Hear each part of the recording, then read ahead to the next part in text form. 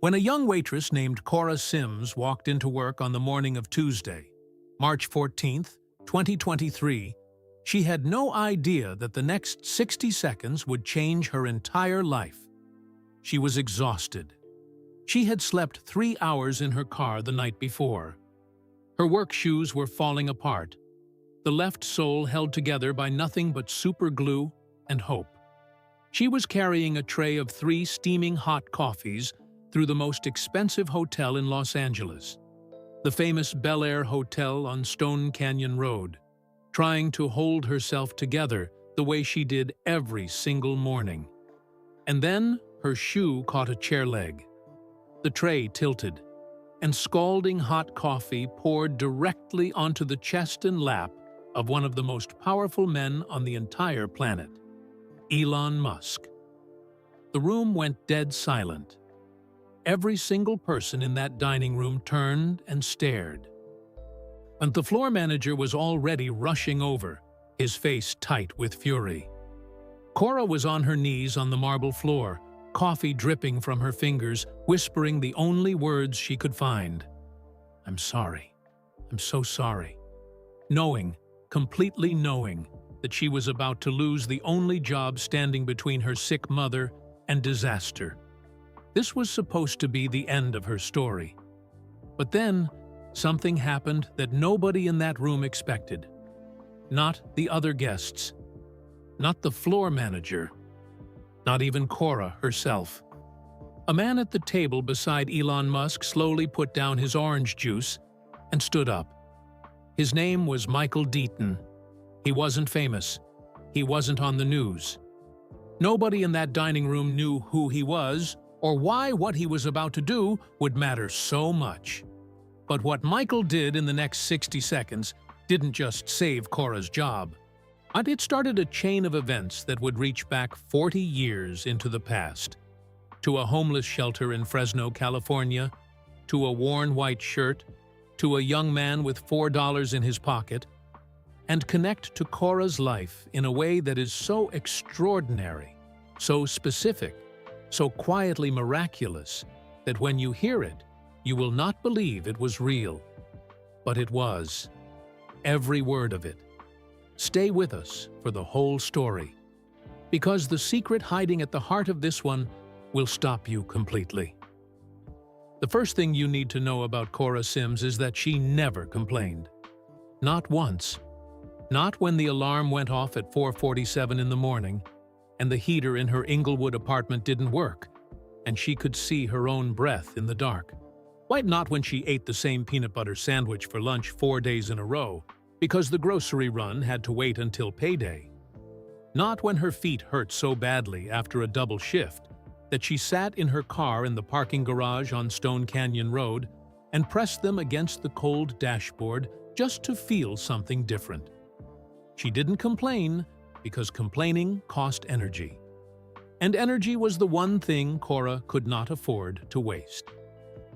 She grew up in Barstow, California. If you've never been, you've probably passed through it. A dry, flat town on Interstate 15, about 140 miles northeast of Los Angeles. Most people know Barstow as the place they stop for gas before the desert. A Chevron, a Subway sandwich, a bathroom break. Then back on the freeway. Gone. But people lived there. Kora lived there.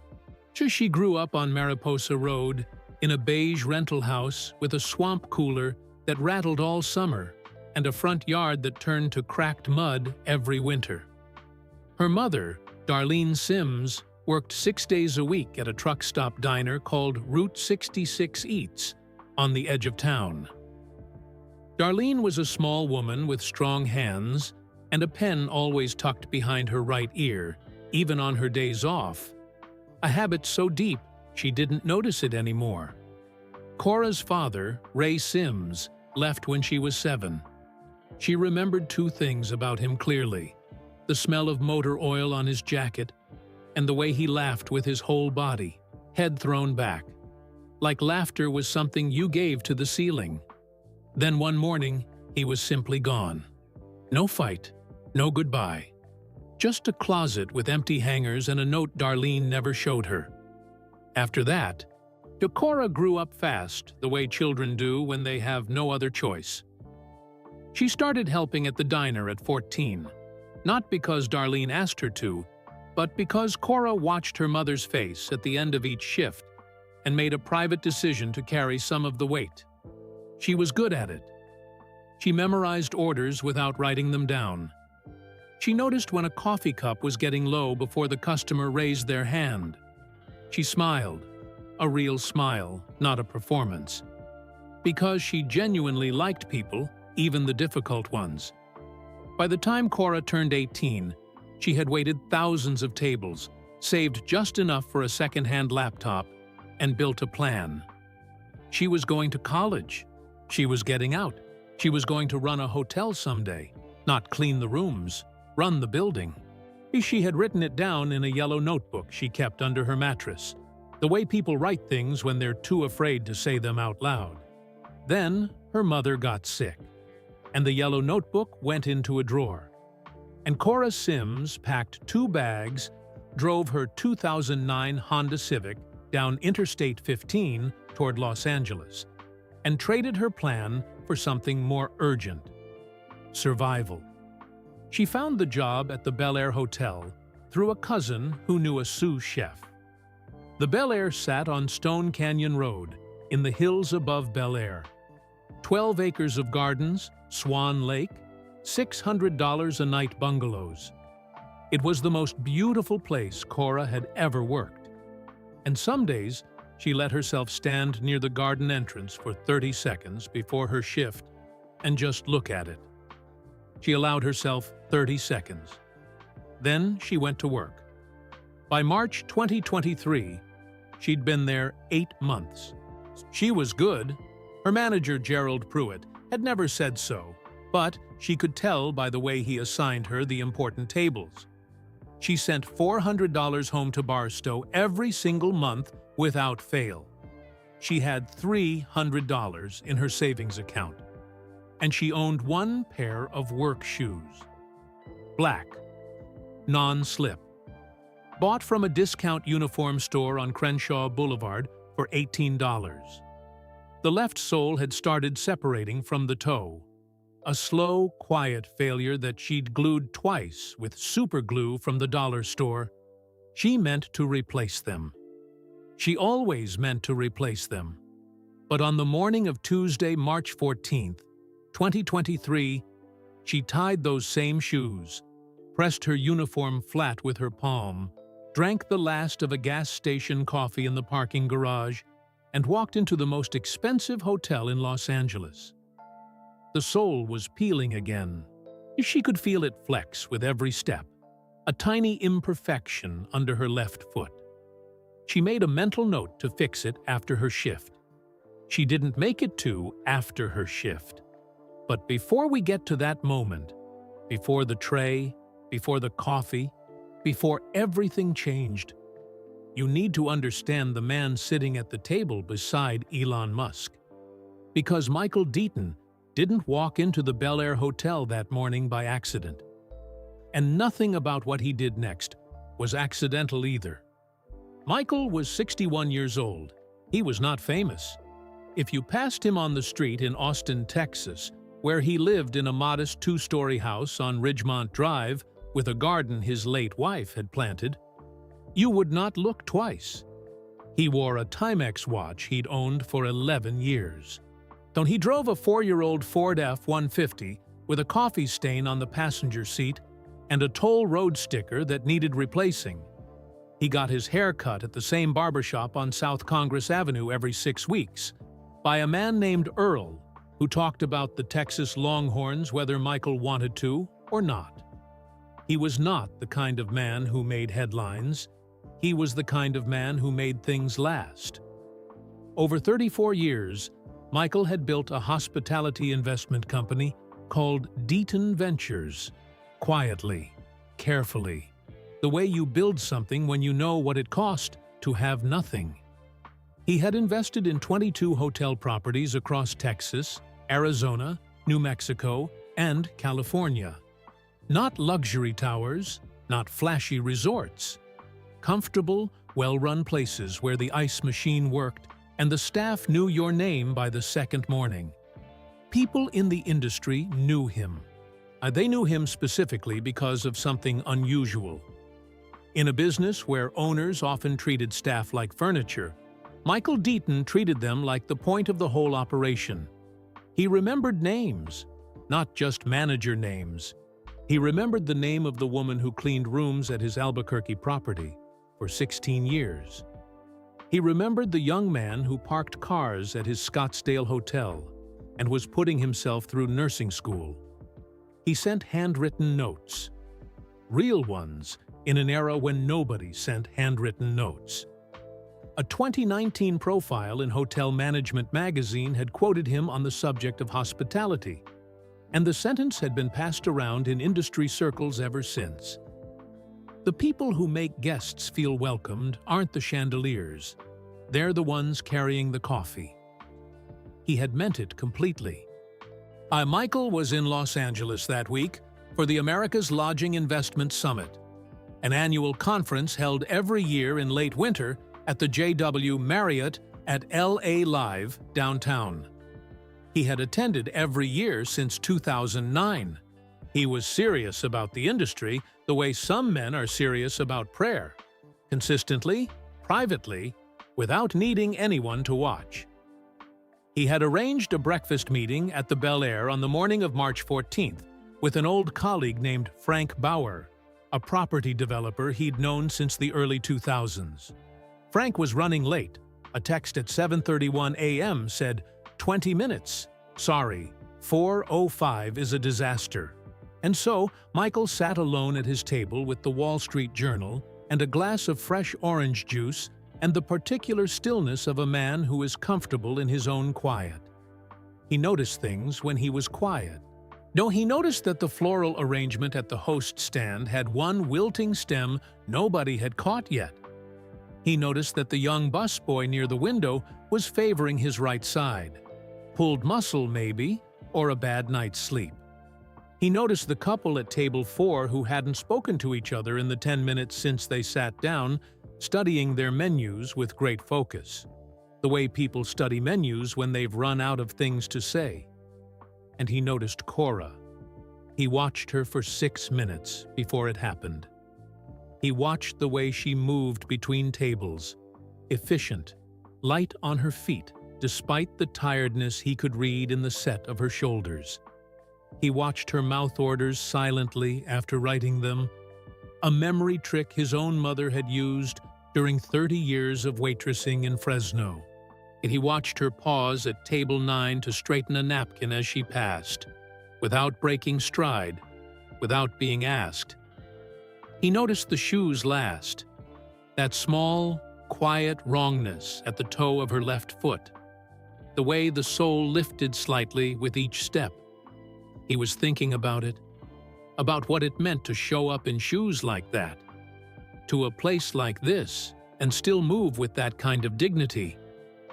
When the tray tilted, and before the last cup hit the floor, Michael Deaton was already putting down his orange juice. But let's slow it all the way down, because this moment, this single, terrible, accidental moment, is the hinge on which everything turns. And it deserves to be understood the way it actually happened, not the way people in the dining room would later describe it to their friends over dinner. And they would say, a clumsy waitress spilled coffee all over Elon Musk. That is not what happened. Here is what happened. Second one. Kora is 3 steps from table 7 when the peeling sole of her left shoe catches the outer leg of an empty chair. A chair that had been pulled slightly into the aisle when the guest at table 6 stood up moments earlier and never pushed it fully back. The catch is small, a half-inch snag. Under any other circumstance, she would have recovered. But she is carrying a full tray, 3 ceramic cups, each filled to 3/4, freshly brewed, 195 degrees Fahrenheit. The tray is heavier on the left side. She has been on her feet for 4 hours already. Her left ankle rolls just slightly. Physics takes over. Second 2. The tray tilts forward. The 24 fluid ounces of scalding coffee leave the cups in a single unified motion. The kind of thing that looks almost graceful in slow motion and is absolutely not graceful in real life. It hits Elon Musk across the chest and upper thighs. His white shirt absorbs it instantly, going dark and heavy with heat. He makes a sharp sound, involuntary, the kind your body produces before your brain catches up, and rises straight out of his chair. Every head in the dining room turns at the same moment, the way heads always turn toward the sound of breaking things. Second 3. Kora goes down to one knee. The tray clatters against the marble floor with a sound that seems, in the sudden silence of the room, enormously loud. One cup breaks cleanly in 2. Another rolls. The third somehow stays whole, rocking in a small, absurd circle before going still.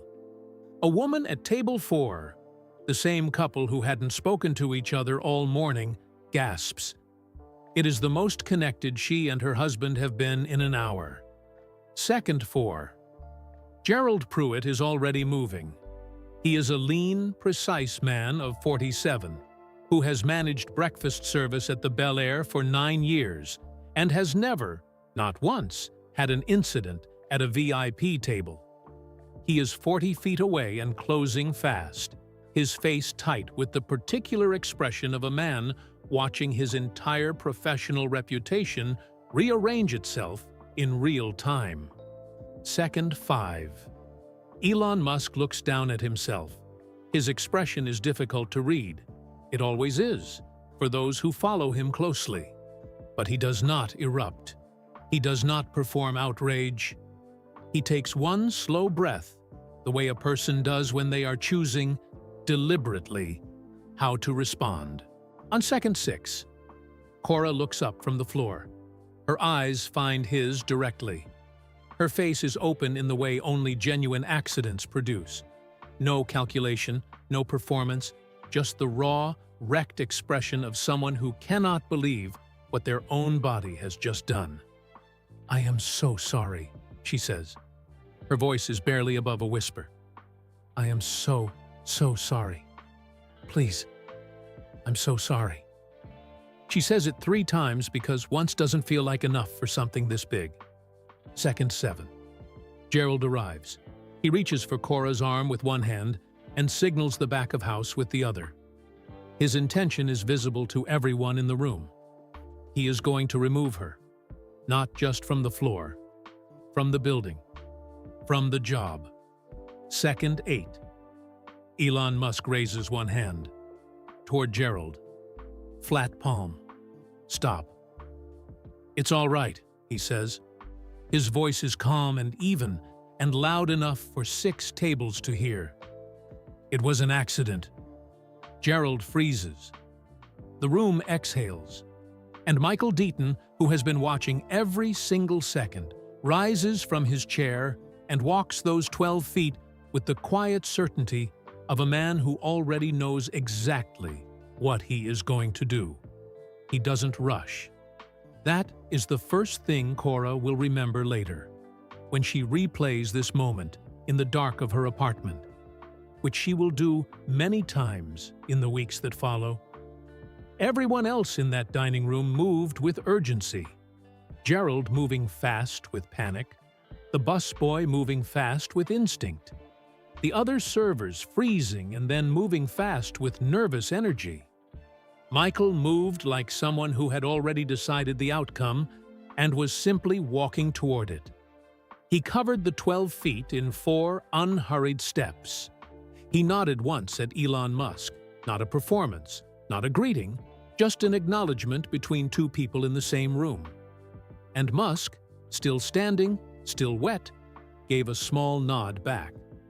Then Michael did something that made 3 separate guests set down their forks. He knelt on the marble floor.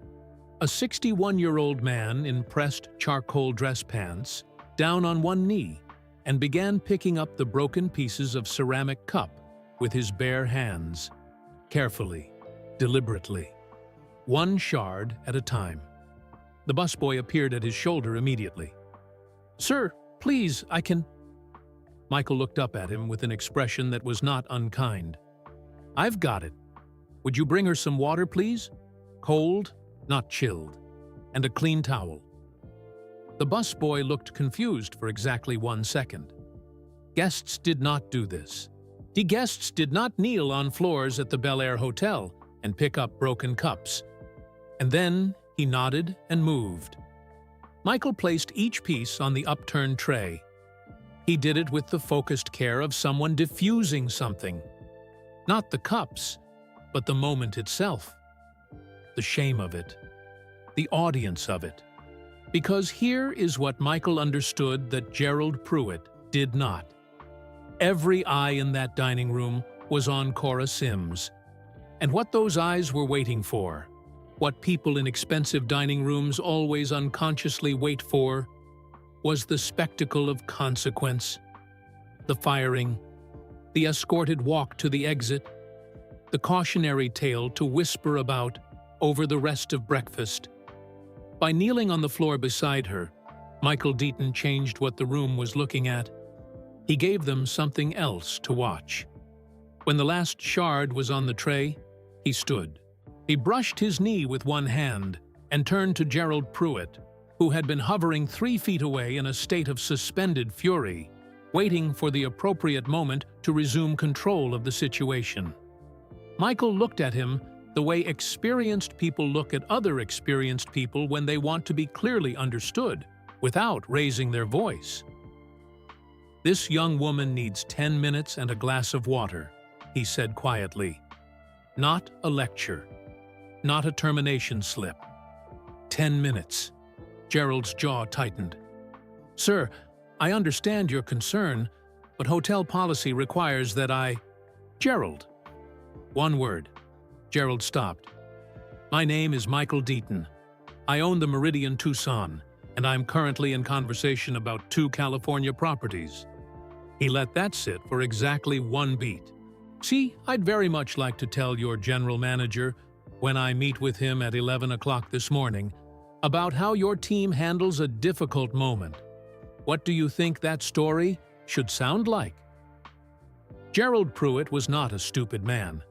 He understood the geometry of what had just been said. He stepped back. 10 minutes, he said, and made it sound like it was his own idea. Michael guided Kora gently by the shoulder toward the side corridor that ran alongside the main dining room. A service passage with cream walls and soft lighting, quiet as a held breath. She moved beside him without speaking, which told him everything. A person in genuine shock doesn't ask questions. They just follow toward the steadiest thing in the room. In the corridor, Kora put her back against the wall.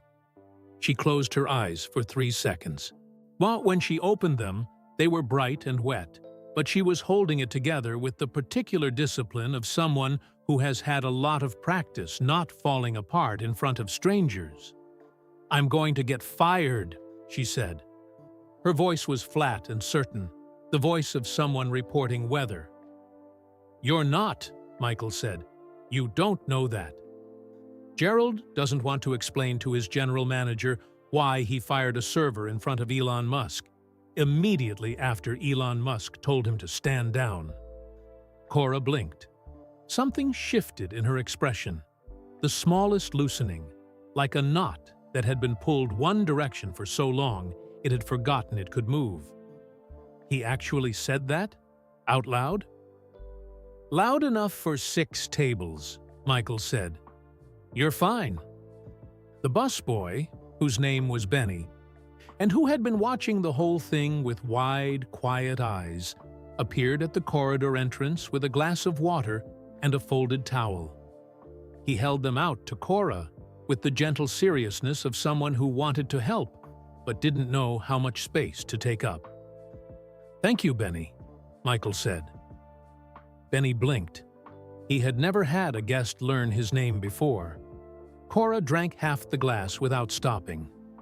Then she pressed the cold towel against the back of her neck and breathed. Michael studied her the way he studied properties, not critically, but carefully, reading what was underneath the surface, the shoes, the shadows beneath her eyes that makeup couldn't fully cover, the way she stood against that wall like she was used to holding herself up without anything to lean on. "You sleeping okay?" he asked. And the question was so plain and so unexpected, so completely outside the script of what a guest in a five-star hotel says to a server in a service corridor, that Kora almost laughed. Almost. "I sleep in my car sometimes," she said, "between shifts." She said it the way she said most hard things, directly, without decoration, because dressing it up took energy she didn't have. Michael nodded. Slowly. The way a person nods when something confirms what they already knew in their bones. "What's your name?" he asked. "Kora," she said. "Kora Sims." He held out his hand. She shook it. His grip was firm and brief, and treated her like an equal, which was not nothing. "Michael Deon," he said. He reached into the inside pocket of his jacket and produced a business card. Cream-colored, plain black lettering, but nothing flashy, and held it out to her between two fingers. "Will you call me this week?" Kora looked at the card, then at him. The voice from Barstow, the one that had been trained by years of nothing free ever being actually free, whispered its familiar warning somewhere in the back of her chest. But she took the card. "Maybe," she said. Michael almost smiled. "That's enough," he said. And he walked back out to his table, sat down, and picked up the Wall Street Journal at exactly the paragraph where he'd left off, as if he had simply stepped away to refill his orange juice and nothing more. Kora watched him from the corridor entrance for just a moment. Then she straightened her uniform, tucked the business card into the front pocket of her apron, and went back to work. Because that is what Kora Sims did. That is what she had always done. You absorb the thing, the embarrassment, the fear, the close call, and you keep moving. You don't have the luxury of standing still long enough to feel it fully. Feeling it fully is something you do later, alone, when nobody is watching and it doesn't cost you anything. She finished her shift. She drove home to Inglewood. She sat in her car outside her apartment building on West Arbor Vitae Street for 11 minutes without going inside. The evening was cool, and the street was ordinary. A neighbor walking a small dog, a kid on a bicycle, the smell of someone's dinner coming through a window somewhere above her. The world had kept moving through the entire catastrophic morning as if nothing had happened at all, which was both comforting and deeply strange. So she reached into her apron. She was still wearing it, she realized, and took out the card. Michael Deon, Deon Ventures, Austin, Texas. A phone number, an email address, no logo, no tagline, no fancy font designed to make an impression. Just information, plainly stated, which somehow made it feel more serious than if it had been printed in gold. She turned it over. The back was blank. She almost threw it away that first night. Not out of anger, out of self-protection. Because Kora had learned early and learned well that hope was the most expensive thing a person from Barstow could carry. It weighed more than rent. It cost more than groceries. And when it turned out to be wrong, when the thing you let yourself believe in dissolved into nothing, the price of having believed it at all was almost unbearable. She had hoped before, and she had hoped college would fix everything. Then her mother got sick, and college became a word she stopped letting herself say out loud. She had hoped the move to Los Angeles would feel like arrival. Instead, it felt like a longer, more expensive version of the same struggle, just with better weather and worse traffic. So she held the card carefully, the way you hold something you're not sure whether to keep, and she put it on the passenger seat and went inside. It sat on her kitchen counter for 6 days. She walked past it every morning, every evening. Sometimes she picked it up and held it for a moment and put it back down in the exact same spot. The same way you keep checking a door to make sure it's locked, even though you already know it is. On the 3rd day, she Googled him. She sat on her bed with her phone, so still in her work uniform because she hadn't had the energy to change, and she typed, "Michael Deon, Deon Ventures, Austin, Texas." He was real. The company was real, incorporated in Texas, with listed properties in Tucson, Scottsdale, Santa Fe, and Albuquerque. There were no scandals, no lawsuits listed in the first 3 pages of results, no red flags that her gut could find. Then she found the Hotel Management Magazine profile from 2019. There was a photo. Same face, same Timex watch visible at his wrist, same quality of stillness she had noticed in the corridor. He was standing in the lobby of one of his properties, not posed like a man being photographed, but looking slightly to the left of the camera, as if something more interesting was happening just outside the frame. She read the article slowly. Then she found the sentence that had apparently been passed around in hospitality industry circles and read it 3 times, sitting alone in her Inglewood apartment at 9:47 in the evening, with the sound of the television from the apartment above coming faintly through the ceiling. The people who make guests feel welcomed aren't the chandeliers. They're the ones carrying the coffee. She set her phone face down on the mattress. She pressed both hands flat against her knees. She did not cry. She had a rule about crying over things that hadn't happened yet, things that were still just possibilities, still just words on a business card, and a sentence in an old magazine article. She was not going to cry over a maybe. But on Sunday, the 6th day, at 6:23 in the evening, sitting in the driver's seat of her Honda Civic with the engine off and the windows starting to fog, Kora Sims picked up her phone and dialed the number. It rang once, it rang twice. "Kora," said Michael Deon. She pulled her knees up toward the steering wheel, which was not comfortable in a 2009 Civic, but felt necessary somehow. Felt like the right shape for this moment. "How did you know it was me?" she asked. "I didn't give that card to anyone else this week," he said. And Kora Sims, who had not laughed, genuinely, freely, without thinking about it first, in longer than she could clearly remember, laughed. It was a short sound, surprised, like something escaping. But it was real, and it was the first thing she had let herself feel in 6 days. She didn't know what to do with that feeling. So she did what she always did with things she didn't know how to hold. She set it aside and focused on what was in front of her, which was Michael Deaton's voice on the other end of the phone, calm and unhurried, as if he had nowhere else to be on a Sunday evening in Austin, Texas. "I'm glad you called," he said. "I almost didn't," she told him. Because if this was going to be a real conversation, it was going to be an honest one. She didn't have the energy for anything else. "I know," he said. 6 days is about right for someone careful." She wasn't sure what to say to that, so she said nothing, which he seemed to understand completely. "I want to tell you why I gave you that card," Michael said.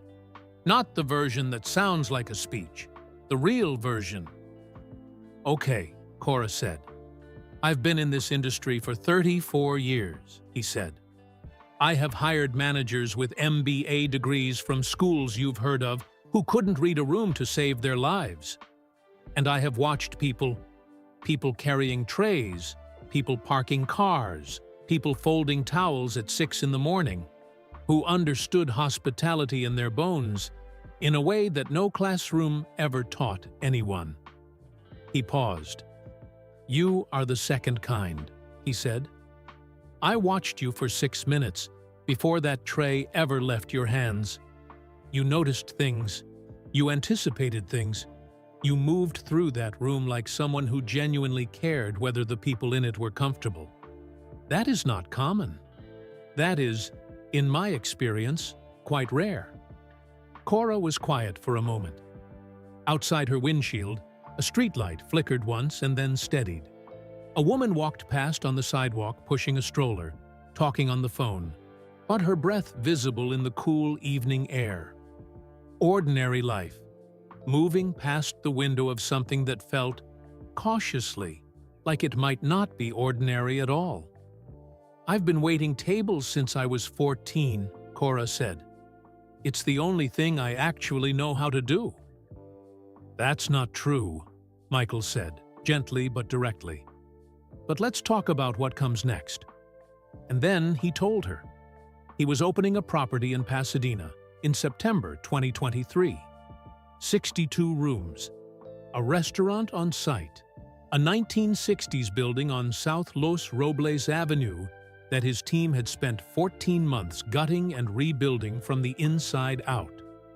He was naming it the Marin Hotel, after his mother, who had waited tables her entire life and never once been offered what he was about to offer Kora.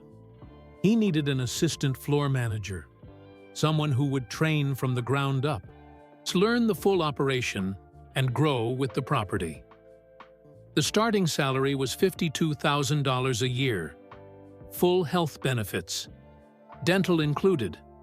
Kora heard those words, full health benefits, and something moved in her chest that she couldn't immediately name.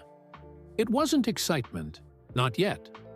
It was something quieter and more complicated. The specific feeling of a door appearing in a wall you had stopped believing had doors. "I don't have a degree," she said. "I started college, but I had to leave. Family situation." "I know," Michael said. "The schedule allows for part-time enrollment, 2 classes a semester if you want. I've had 3 managers come up through service without a degree. 2 of them run their own properties now." She pressed her thumbnail into her palm, a small private thing she did when she was trying to stay level. "My mother is sick," she said. "I send money home every month. That can't stop." "The health plan covers qualifying dependents," Michael said simply. "I'd suggest looking at the details carefully, but I think your mother's treatment may fall under it." The streetlight outside flickered again. Kora stared at it. "Why are you doing this?" she asked. Her voice came out smaller than she intended, stripped of its usual steadiness, honest in a way she hadn't planned. Michael was quiet for a moment, longer than she expected from a man who seemed to always know exactly what he wanted to say. "Because someone did something like this for me once," he said finally. "A long time ago. And I've been looking for the right person to pass it on to." Kora opened her mouth to ask him what he meant, but something stopped her. Not politeness, something instinctive. The feeling you get when you sense that a story has a shape you're not ready to see yet. That if you pull the thread now, before you've earned it, it won't mean what it's supposed to mean. So she let it go. She would understand it later, at the very end. "Okay," she said quietly. "I'll take it." And in his house on Ridgemont Drive in Austin, Texas, Michael Deaton closed his eyes for just a moment, the way a person does when something they've been carrying for a very long time finally finds the place it was always supposed to go. "Good," he said. "Welcome aboard, Kora." She hung up the phone. She sat in the dark of her car on West Arbor Vitae Street for a long time after that. Longer than the 11 minutes she'd sat there 6 days ago. Longer than felt entirely reasonable. And the neighborhood went through its quiet Sunday evening motions around her. Lights came on in windows. Someone laughed loudly on a balcony 2 buildings down. A cat crossed the street, with the supreme indifference that cats bring to everything. Kora didn't move. She was waiting to see if the feeling would dissolve. The way good things sometimes dissolved when you looked at them too directly, when the ordinary light of the ordinary world got in, and you realized the thing you thought you'd seen was just a trick of the angle. It didn't dissolve. It was still there in the morning. Saying yes was the easy part. She had said yes in the warm dark of her car, with the street light flickering and Michael's voice still sitting somewhere in the air around her. And yes had felt clean and certain and right. But the weeks that followed, yes, were a different kind of work entirely. She gave Gerald Pruitt her 4 weeks' notice on a Monday morning, standing in his office doorway because he did not invite her to sit. He received the information with the careful blankness of a man arranging his face. She had the distinct impression he was relieved, that she had become, in his mind, a walking reminder of a morning he wanted to forget, and that the relief embarrassed him slightly, which gave him nowhere comfortable to look. "We'll process your final check accordingly," he said. "Thank you, Gerald," Kora said. She meant it without irony, which confused him visibly. She worked her remaining 4 weeks with the same care she had brought to every shift before the spill, which was the only way she knew how to work. She memorized her last tables. As she straightened napkins she would never straighten again. She said goodbye to Benny on her last Friday, and Benny, quiet, kind Benny who had brought her water in the corridor, handed her a folded piece of paper that said, in careful handwriting, "You were the best one here. Good luck." She kept it. The Marin Hotel was everything Michael had described, and several things he hadn't mentioned. It sat on South Los Robles Avenue in Pasadena, like something that had been there for decades and had simply decided, recently, to become beautiful. The bones of the 1960s building were still visible if you knew where to look, in the clean horizontal lines of the exterior, in the generous ceiling height of the lobby. But everything else had been remade with the specific warmth of someone who understood the difference between impressive and welcoming. A warm amber lighting, real wood on the floors and the front desk. A small courtyard in the center of the building with 3 olive trees and a fountain that made just enough sound to cover silence without filling it. A restaurant off the lobby run by a chef from Oaxaca named Renata, whose mole Negro would, within 8 months, be mentioned in the LA Times food section in a sentence that made Renata cry quietly in the kitchen and then immediately start a new batch.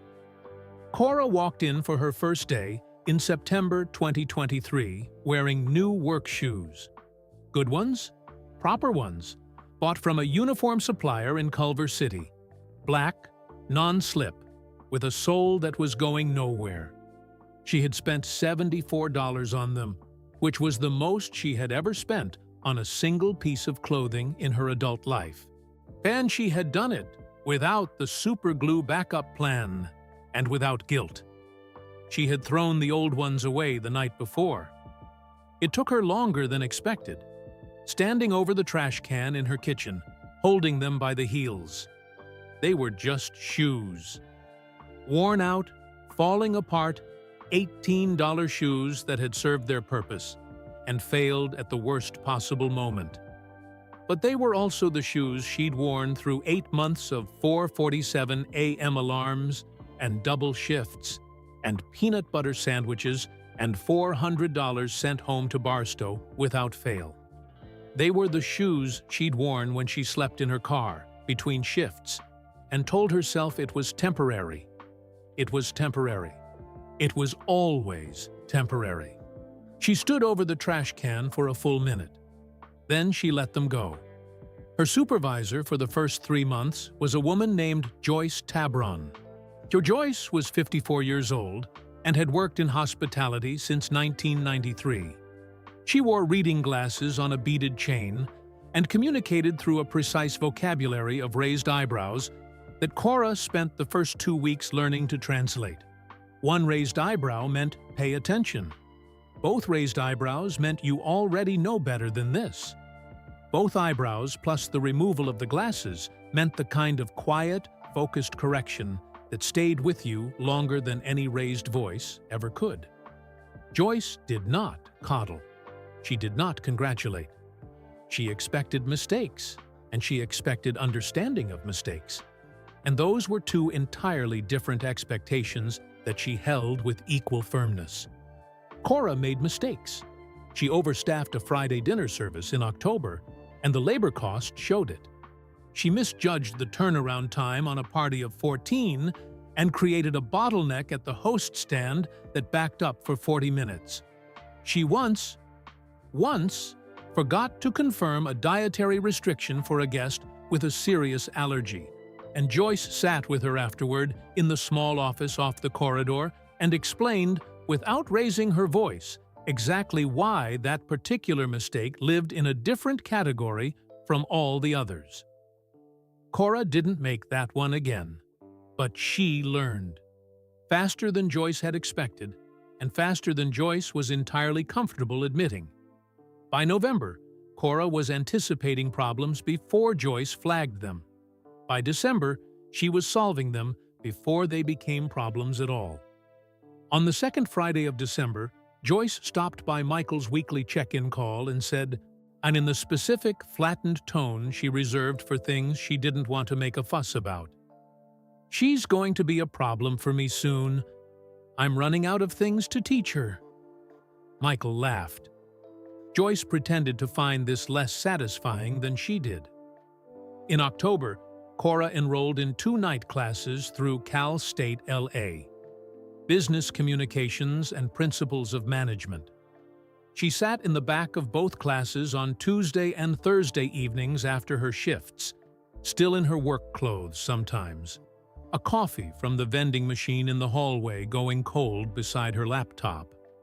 She was the oldest person in business communications by 3 years, and the most awake person in Principles of Management by a significant margin. She got an A in both. She called her mother every Sunday without fail. And Darlene's voice on those calls was the fixed point of Kora's week, the thing she organized everything else around without quite realizing she was doing it. They talked about Theo, who was doing better in school. They talked about the neighbors on Mariposa Road. They talked about Renata's food, which Kora described in such detail that Darlene started writing down the dishes to try and recreate them, which Kora found so deeply, specifically her mother, that it made her chest ache with love. They talked carefully around the topic of the new health insurance, not because it wasn't important, it was the most important thing, but because Darlene had a complicated relationship with accepting help, even from her own daughter, even when her own daughter was the one who needed to give it. But in January 2024, Darlene called on a Wednesday, not Sunday, Wednesday, which made Kora's heart clench when she saw the name on her screen. And when she answered, her mother's voice was different, lighter, unguarded in a way Darlene Sims almost never allowed herself to be. "The doctor called," Darlene said. "My kidney function. It's stabilizing, Kora. The new specialist. The treatment is working." The line was quiet for a moment. "The insurance covered it?" Kora asked, though she already knew. "All of it," Darlene said. "Every visit." Kora was standing in the small office off the corridor at the Marin. She pressed her back against the wall, the same posture she'd held in the corridor at the Bel Air 10 months earlier, when everything had felt like it was ending. "Good," she said. "Mom, that's really good." They stayed on the phone for a while after that, not saying much, just breathing on the same line, mother and daughter, 60 miles apart, held together by a call that cost nothing and meant everything. After they hung up, Kora slid down the wall until she was sitting on the floor of the small office with her knees pulled to her chest, and she cried.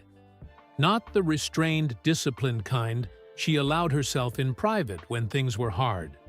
The other kind, the kind that comes when things are finally, unexpectedly, after a very long time. Okay. She cried for the shoes. She cried for the peanut butter sandwiches and the 4:47 a.m. alarms and the nights in the car. She cried for the yellow notebook in the drawer in Barstow with the plan she'd written at 18 and had to abandon at 22. She cried for her mother's voice on a Wednesday, lighter than it had been in years. She sat on the floor of that small office for 7 minutes. Then she stood up, washed her face in the staff bathroom, and went back to work. Because that was what Kora Sims did. It was what she had always done.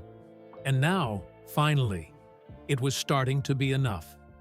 But there is a person in this story we haven't returned to yet, and fairness requires that we do. Elon Musk left the Bel Air Hotel on the morning of March 14, 2023, in a fresh white shirt sourced by the concierge within 12 minutes of the spill. His size, his preference, no questions asked, because that is what the Bel Air does and why people pay what they pay to stay there. His security team filed a minimal incident report. The hotel sent a formal letter of apology to his office within the hour, along with a complimentary breakfast credit that, in all likelihood, nobody on his team ever used. Musk posted nothing about it publicly. Not that day, not that week, not ever, as far as any documented record shows. This is worth pausing on. In March 2023, Elon Musk was arguably the most talked-about person on the planet. He had completed his turbulent $44 billion acquisition of Twitter, swiftly rebranded as X, in October 2022. He was simultaneously steering Tesla through a period of significant stock decline, having lost more than 60% of its value from its 2021 peak. He was overseeing SpaceX's preparation for the Starship orbital test flight, which would eventually launch and dramatically explode in April 2023. He had described his own schedule in a Wall Street Journal interview as operating on what he called surges, intense, unsustainable bursts of focus that left little room for anything resembling ordinary life. He was, by any reasonable measure, a man carrying an almost incomprehensible amount of pressure. And yet, in a dining room full of people waiting, consciously or not, to watch someone powerful detonate over something small, Elon Musk raised one flat hand and said, "It's all right. It was an accident." 7 words. Loud enough for 6 tables. Calm enough to mean it. That sentence, those 7 words in that specific order at that specific moment, gave Gerald Pruitt nowhere to go. It gave the room permission to exhale. It gave Kora Sims the 3 seconds she needed to breathe before the shame swallowed her whole. To his hand, it gave Michael Deaton the space to stand up and walk those 12 feet. Small moments are load-bearing. They hold up enormous things without anyone ever thinking to acknowledge them. Kora understood this better than most. In April 2023, 6 weeks after the spill and 2 weeks after Michael's phone call, she did something she hadn't told anyone about. She wrote a letter. By hand. 2 pages, in the careful, slightly slanted handwriting her mother had always said, looked like someone thinking out loud. She addressed it through the Bel Air Hotel's formal guest services channel, the only path she had, to Elon Musk. She thanked him, not effusively, not dramatically. She told him plainly what those 7 words had meant in that specific second. She told him briefly, 2 sentences, no more, what had happened since. And she said she didn't expect a response and meant it genuinely. She sealed the envelope. She never received a reply. She had not expected one.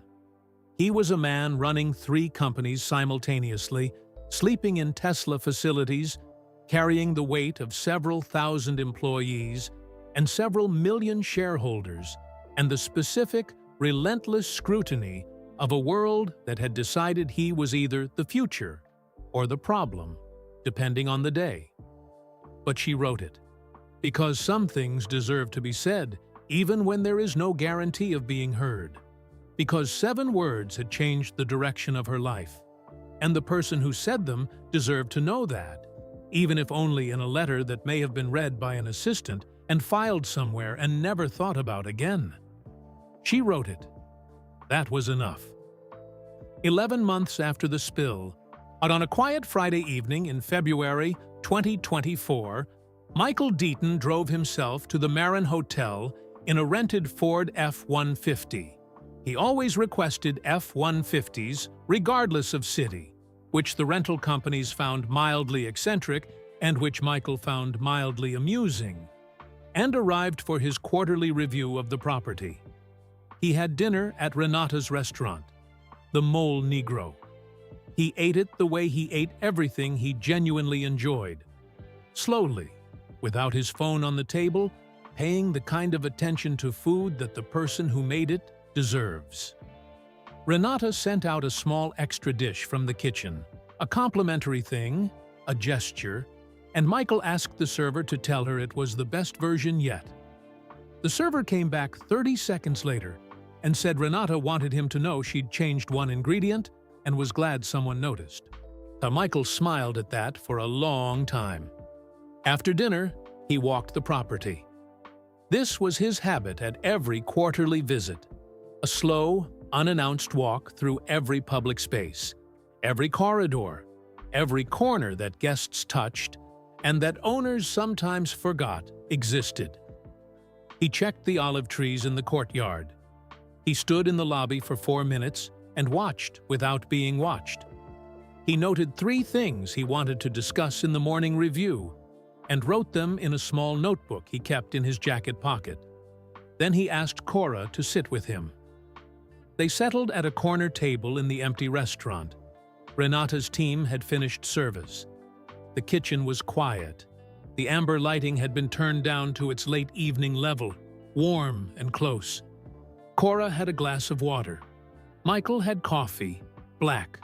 She sat across from him with the careful posture of someone who had learned, slowly and imperfectly, to stop waiting for the other shoe to drop, but hadn't quite finished learning it yet. The voice from Barstow was quieter now than it had been a year ago. But it was not entirely gone. Probably it never would be entirely gone. Michael wrapped both hands around his coffee cup and looked at her the way he had looked at her 11 months ago in the corridor at the Bel Air, carefully, without performance, reading what was underneath. "You've done well here," he said. "Joyce told me she's running out of things to teach you." "Joyce told you that?" Kora said. In her exact words, "She's going to be a problem for me." From Joyce, that is the highest possible praise. Kora almost smiled. "I'll take it." Michael nodded. He looked down at his coffee for a moment. Then he reached into the inside pocket of his jacket and produced a small piece of paper, folded twice, soft at the creases the way paper gets when it has been folded and unfolded many times over many years. He set it on the table between them but did not unfold it yet. Kora looked at it, then at him. "Does the name Ray Sims mean anything to you?" he asked. The question arrived so quietly and so unexpectedly that for a full second Kora's brain did not process it as language. It processed it as something physical, a shift in the air pressure of the room, a change in temperature, the specific internal lurch of hearing something in a context where it has absolutely no business being. Her father's name. In the mouth of Michael Deon. In a restaurant in Pasadena on a Friday evening in February. She set her water glass down very carefully. "That was my father's name," she said. Her voice came out steady, which surprised her. "He left when I was 7. I haven't spoken to him in a long time." Michael looked at her with an expression she couldn't fully read. Something layered and old, the look of a person approaching the end of a very long walk. "I know," he said gently. "I need to tell you something, and I need you to hear all of it before you respond." Kora folded her hands on the table. "Okay," she said, and Michael Deaton unfolded the paper. It was not a document, not a record, not anything official. It was a note, handwritten, short, 4 lines, maybe 5. The ink was faded to the particular brown that black ink becomes after enough decades, and the paper had the soft, a worn texture of something that had been handled carefully for a very long time. Michael smoothed it flat with both hands and turned it so she could read it. She didn't read it yet. She watched his face first. "In 1986, Michael said, "I was 19 years old. I was sleeping at a men's shelter on Belmont Avenue in Fresno, California. I had $4. I had a job interview the following morning at a motel on Blackstone Avenue, the kind of place that rented by the week, that smelled like industrial cleaner and old carpet. Not glamorous, but it was a job, and I needed a job the way drowning people need air." He paused. Outside, somewhere beyond the restaurant's warm interior, a car passed on South Los Robles Avenue, its headlights sweeping briefly across the window and gone. "I didn't have a clean shirt," he said. "See, everything I owned had a stain on it somewhere. I was 19, and I was trying to figure out how to walk into a job interview looking like someone worth hiring when I had nothing to show for it." Kora was very still. "A man at the shelter heard me talking about it," Michael continued. "He'd just gotten work himself. A job at a tire shop on the next block, Blackstone Tire. I remember the name because I walked past it every day. He had been at the shelter 3 weeks. He didn't have much more than I did." Michael looked at the note. He went to his bunk and came back with a shirt. His good one. The one he'd been saving. White, pressed as well as you can press something without an iron. Which is to say, not very. But it was clean, and it was whole, and it was the most generous thing anyone had ever done for me up to that point in my life. His voice was even. Factual. But underneath the evenness was something Kora recognized. The specific weight of a memory that has been carried so long and so carefully that the person carrying it has learned to hold it without showing the effort. He said, "Give it back when you get on your feet." Michael looked up at her. "His name was Ray Sims," he said, "from Barstow." The restaurant was absolutely silent. Kora heard her own breathing. She looked down at the note. She read it now. 4 lines, the ink faded but legible, the handwriting unfamiliar, but somehow not entirely strange. The same slightly forward lean she'd been told her whole life she'd inherited from her father's side of the family. At the bottom, a name. Ray Sims. March 3rd, 1986. She pressed 2 fingers against her mouth. "I went back to the shelter to return the shirt," Michael said quietly. 2 weeks later, when I had the job and my first paycheck. He was gone, no forwarding. The shelter staff didn't track where people went in those days. He folded his hands around his coffee cup. I kept the note he left with the shirt. I don't entirely know why. Maybe because I always believed, somewhere, that I'd find the right moment to close the loop. He looked at her steadily. I think I just did. Kora did not move for a long time. Outside, the fountain in the olive tree courtyard made its soft, continuous sound, just enough to cover silence without filling it, the way Michael had designed it to, the way his mother would have liked it. When Kora finally spoke, her voice was very quiet and very level, and carried the particular quality of someone choosing each word from a great distance. "He's alive," she said. It was not a question. The way Michael had spoken, I always believed I'd find the right moment, was the grammar of someone who had done their searching already. "He's in Reno, Nevada," Michael said. "I can give you whatever I have. Or I can give you nothing, if that's what you need. This is entirely yours to decide." Kora looked at the note again. Ray Sims, March 3rd, 1986. Her father, 19 years old in a Fresno shelter, giving away his good shirt to a stranger with a job interview. A man she had known as an absence, as empty hangers, and an unshared note, and the smell of motor oil on a jacket she could still picture perfectly 30 years later. A man who had, without knowing it, he set something in motion that had traveled across 4 decades and landed on a Friday evening in February in a restaurant named for another mother, on a table between his daughter and the stranger he had once clothed. Kora picked up the note. She held it with both hands. And for the 3rd time in her adult life, for the 3rd time since leaving Barstow, she cried without planning to, without permission, without being able to stop it. Michael Deaton said nothing. He simply sat across from her in the warm amber light, hands around his coffee cup, and gave her all the time she needed. And she needed quite a lot of it. Finding Ray Sims was not a clean story.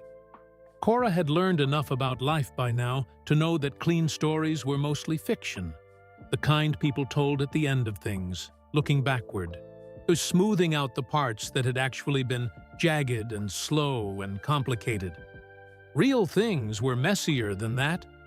Real things required patience and repeated effort, and the willingness to sit with discomfort long past the point where it felt bearable. Finding her father was all of those things. Michael gave her what he had: a last known address in Reno, Nevada, a phone number he wasn't certain was still active, and the quiet assurance that whatever happened next, she wouldn't be navigating it alone. He said it simply, without making it a bigger moment than it already was, because the moment was already big enough. She waited 3 weeks before she tried the number.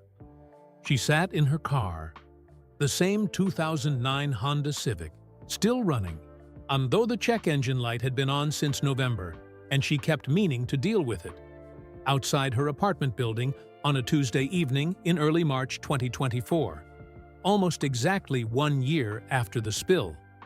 She dialed. It rang 4 times. She had already decided what she would do if it went to voicemail. She would hang up, regroup, try again. When the line connected, silence. Then, breathing.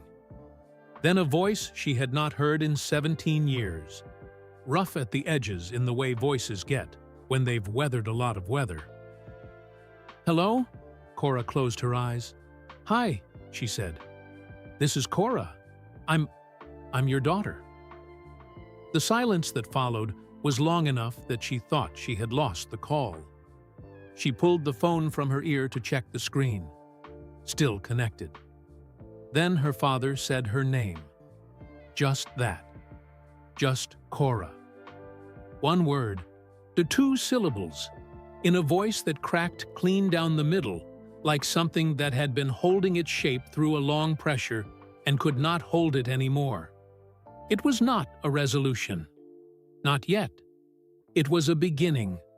The awkward, tentative, fragile beginning of 2 people learning whether the distance between them was crossable. There were long silences in that first call, and questions that didn't have good answers, and a grief on both sides that had been sitting untended for so long it had grown unfamiliar shapes. But it was a call. It happened. And Kora, who had learned, across 14 months of early alarms and new shoes and Joyce Tabron's raised eyebrows and Sunday calls to Barstow, had enough steadiness in her now to stay on the line through the hard parts. She graduated from Cal State LA on a Saturday morning in June 2026, and the ceremony was held at Pauley Pavilion at UCLA, borrowed for the day, enormous and loud with the specific joyful noise of people who have finished something difficult and are not yet required to begin the next difficult thing. Kora walked across the stage in a black gown and flat shoes. Sensible ones, good ones, with soles that were going absolutely nowhere, and accepted her diploma with both hands. In the audience, Michael Deaton sat in the third row in a plain gray suit with a Timex watch on his wrist, and he clapped with the uncomplicated enthusiasm of a man who has no interest in being subtle about the things that matter to him.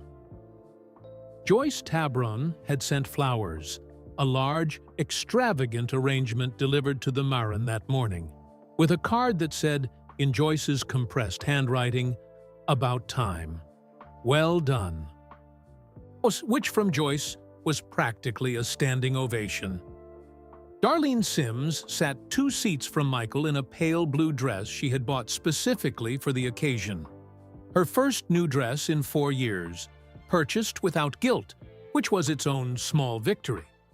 She had flown in from Barstow on her first plane flight in 11 years.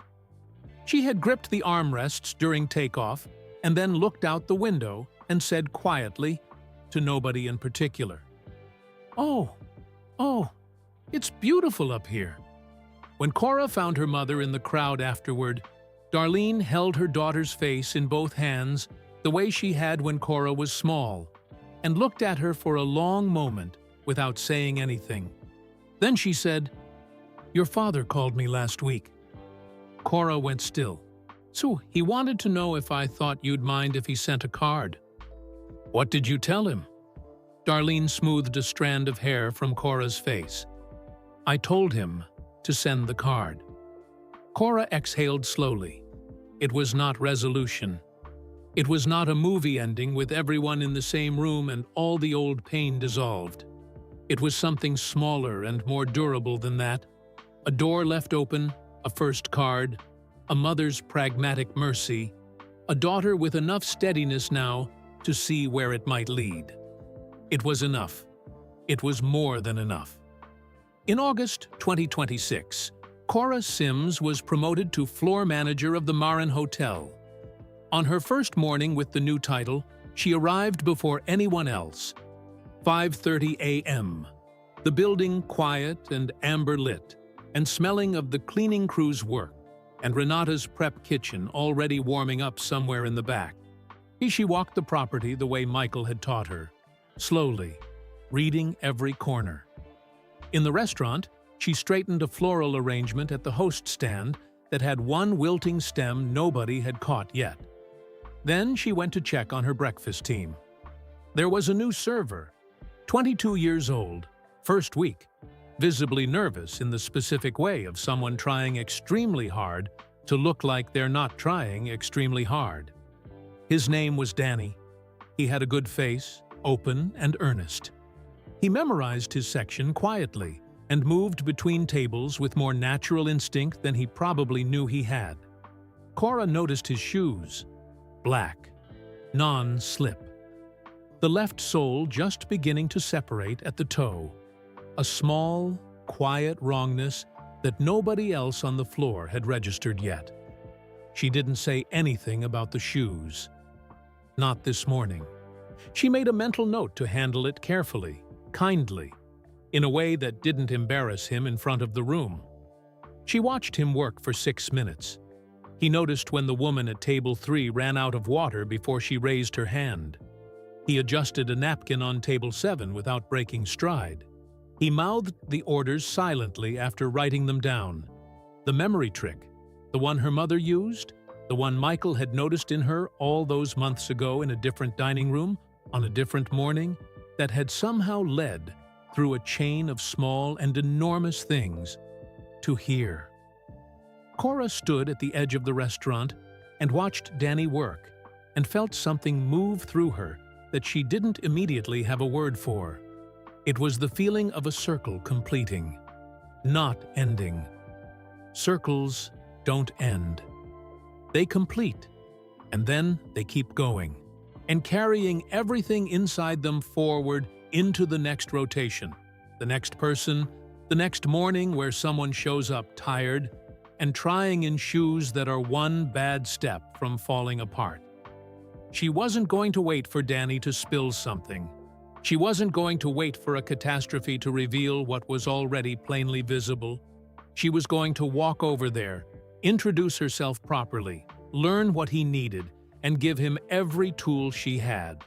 Because someone had done that for her. And someone had done it for the person who did it for her.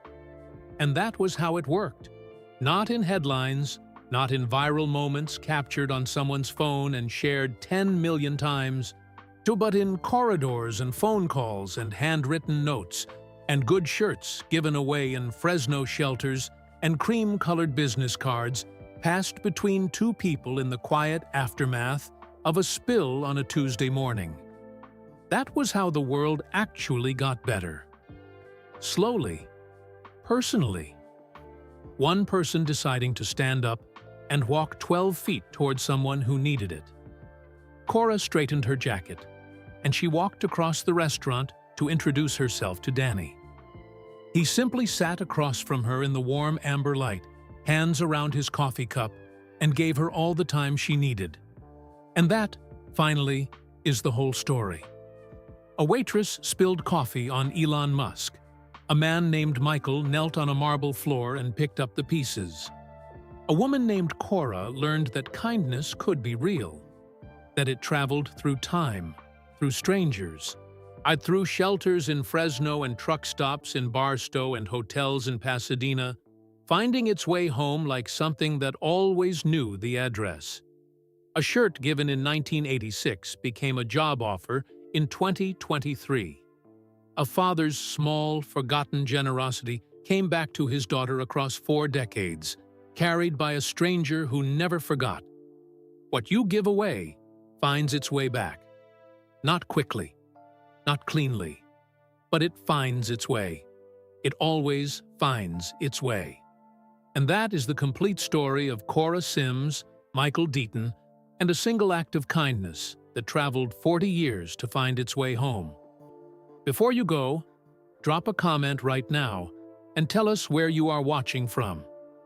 It could be a small town nobody has heard of, just like Barstow. It could be a big city where you are trying to make it, just like Kora was. Wherever you are, we genuinely want to know. And if this story moved you, if it made you think about the small moments, the 12 feet you could walk towards someone, the good shirt you could give away, please hit the like button right now.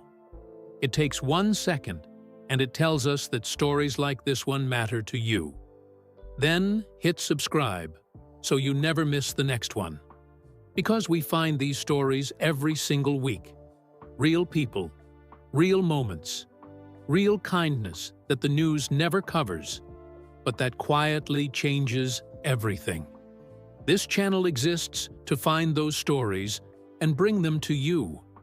Help us spread them further by subscribing and bringing someone else along. And finally, that video appearing on your screen right now? Click it. Watch it next. We picked it specifically for you, and we think it is going to hit just as hard as this one did. Thank you for watching. Thank you for caring. Now go be the person who walks those 12 feet. Someone in your world is waiting.